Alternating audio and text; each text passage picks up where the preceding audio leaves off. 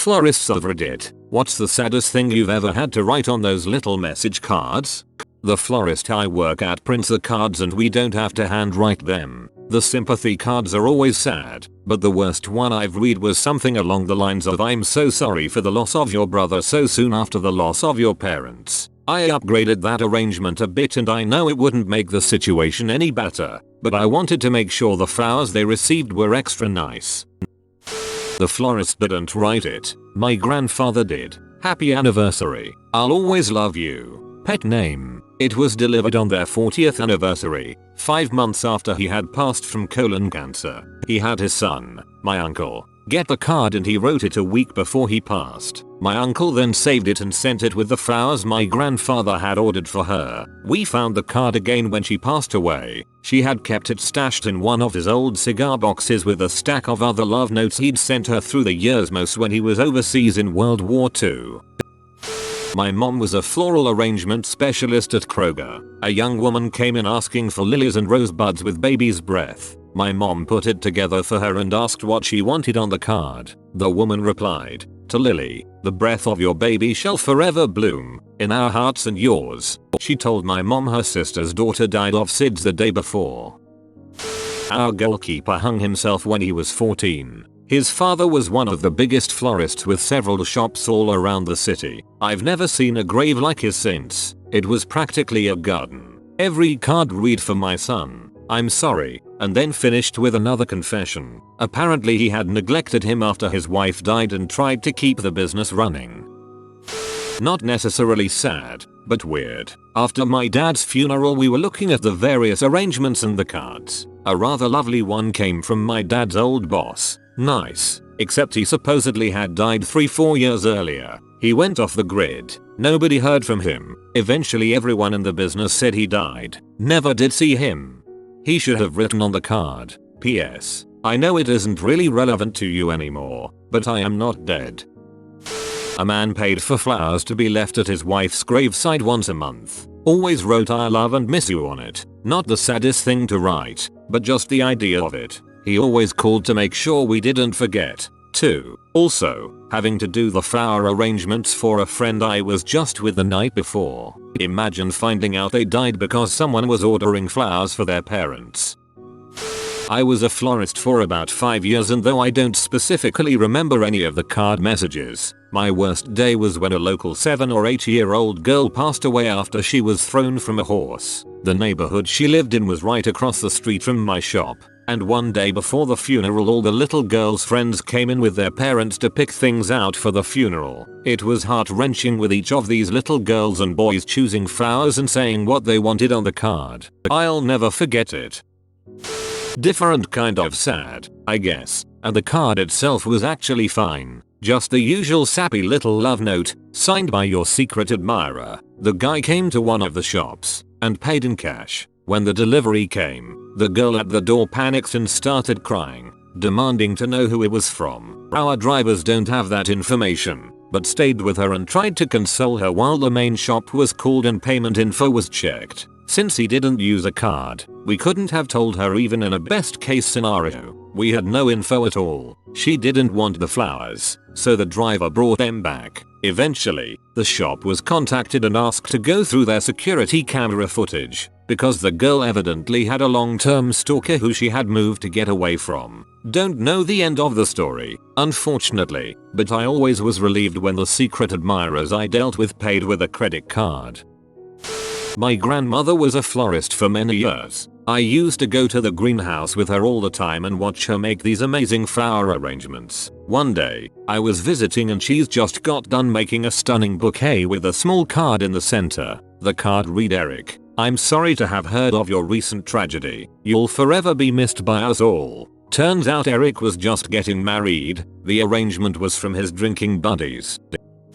Not a florist, but this most recent Memorial Day was the first one without my grandpa. It has been a family tradition to all go to the cemetery and lay flowers on the great-grandparents' graves, and this was the first one where grandpa would be joining that list. The flower selection at the store was pretty picked over, which is what happens when you wait to buy flowers the morning of, but with my floral design skills I picked up practicing arranging flowers for my upcoming wedding. I was confident I could arrange something pretty for all 3 headstones. At the cemetery I am arranging the various bouquets. Mom, Grandma and the aunts are losing it with grief until they notice this little old man 2 rows behind us. He looked so sad. He was kneeling at a grave, tearing up as he tried to stick a rose in the little flower jar often installed with a headstone. We learned that his wife of 60 years died a few days before Grandpa and that he wanted to keep the roses he brought fresh looking and watered. He told us that he wasn't good at that sort of thing and he doesn't want to embarrass the memory of his wife by having dead flowers on her grave. He didn't have any family in town and it was getting harder for him to do things. His wife had been why he got up every morning and he was afraid that when he died, no one would put flowers on her grave. We just couldn't let that happen. Not on that day. So the aunts and my grandma talked to him about his wife while they watched my mom and I created a 4th little bundle of flowers to add to his failing roses. I recut the stems, added some of our flower food to the water and created a pretty little bouquet for his wife's headstone. We promised that we would look over his wife's grave too, and make sure that her flowers always looked pretty. Now every Memorial Day, we will honor my great-grandparents, Grandpa and the woman 2 rows over.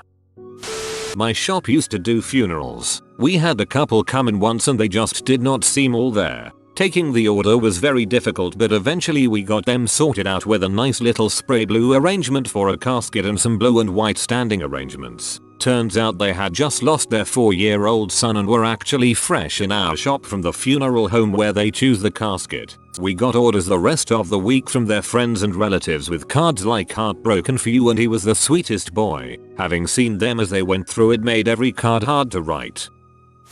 We had a standing order for a weekly bouquet. This was an exclusive shop in an affluent area, and the gentleman clearly had enough money to send something showy to his beloved wife on a regular basis. What struck me was that he would personally call in a new poem with each order, and these weren't Shakespeare quotes by any means. All were summoned from the depths of his own creativity. I was tasked with painstakingly transcribing his weekly poem onto the card. They had been married for a long time, and you can imagine how these poems would have devolved into Cornville. Yet, he never missed a single one. While I was there, we all marveled at how he always took the time from running his large company to write a love-struck message to his wife every week. He never had a secretary call in the order. I was always touched to take the call from that old guy. Then one day, a woman called in with the poem. It was quite a bit different, perhaps lifted from a Hallmark card. As I filled out the order form, she explained that her father had experienced a debilitating stroke, and she would be providing the poetry from that point forward. The deliveries stopped shortly thereafter. Worked for a wedding event florist. We had a retirement party planned. The guy built the company from scratch, turned it into this regional multi-million-dollar enterprise. After 50 years of the company, he was retiring and setting his son as CEO. He was going to spend the rest of his life with his wife, 3 kids and 16 grandkids. Had a yacht he was going to sail to the Caribbean. He had it all planned out, was so happy with what he built but was ready to finally care for himself. Night before the retirement party, he was driving home from dinner with his son and was hit by a drunk driver. Both him and his son, the one taking over the company, perished. Drunk driver survived. I got the call from the event venue, got all the details. The $27K of flowers and decorations all went to waste. We filled the church with beautiful arrangements for the funeral, however. Found out a few years later that the guy's daughter was getting married and used my old boss, the florist, for her wedding.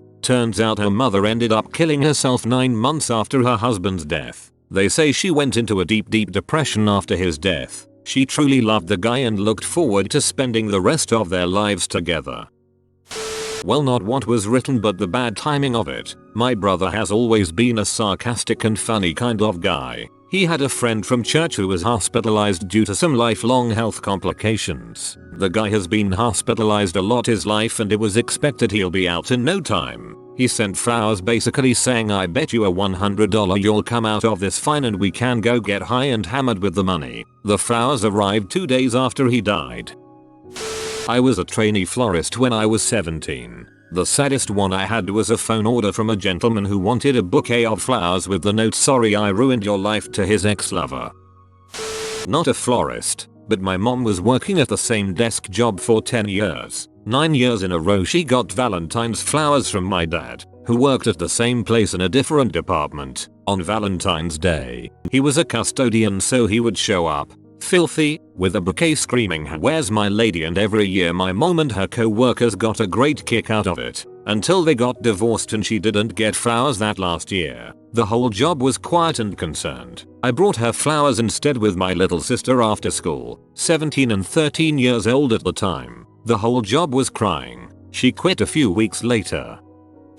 I am not a florist, but a few years ago on the day before his mom's birthday, my friend ordered her flowers. On the card he wrote something along the lines of, "Happy birthday, Mom. I'll love you always." And he died in the middle of the night. The next day, in the middle of her morning, someone came and delivered her those flowers. I know that there have already been a number of responses from non-florists, but I have one. There was a lady who was my grandmother's best friend for almost 50 years. Eventually my grandmother moved to a different state and they both eventually developed mobility issues and were not able to travel very much. But they still very regularly called each other on the phone and talked for hours. My grandmother's friend eventually died due to a number of complications, and I went to my grandmother's house soon after. She sent an order to a florist shop back in New York and asked for a note to be attached that said, "I know that you always loved these flowers but could never have them because you were allergic. But I'm sending them to you now because I don't think it will bother you anymore." My grandmother had been crying for the death of her friend, but she laughed when she talked about the card later and said that she only wrote it because she knew her friend would have laughed had she seen it. I guess the circumstances for the card were sad, but the card itself was actually kind of funny. My grandmother died a few years later, but I'll always remember that aspect of the relationship between her and her friend. I was working for a florist and it was around Father's Day. Someone ordered flowers and I was instructed to write, "Dad, thanks for keeping the abuse physical," on the card. Hopefully that family just has a dark sense of humor. I'm not a florist but I have one. My best friend and, basically, my brother, Mike, killed himself on the 4th of July 2005. Suicide note was left. Me and his grandmother found him. The funeral was intense. Tons of friends and family. I never left Mickey's side. It wasn't a time to catch up with old friends like most were doing. It was my final time spent with the closest person to me. A few days later, a bouquet of Mickey's favorite flowers, daffodils, popped up. I opened the little envelope. It was a note from Mikey, a PS. To his suicide note for me, it said, "Thank you my brother for doing all you could. You are the sole reason I made it this far. We both need to know you did all you could but I was not built for this world. But you were. Keep shining your light, my brother. Until the next time we meet, I love you. Mikey." I have the dried flowers and the note in its own portable safe. Every 4th of July, I take it out and read it.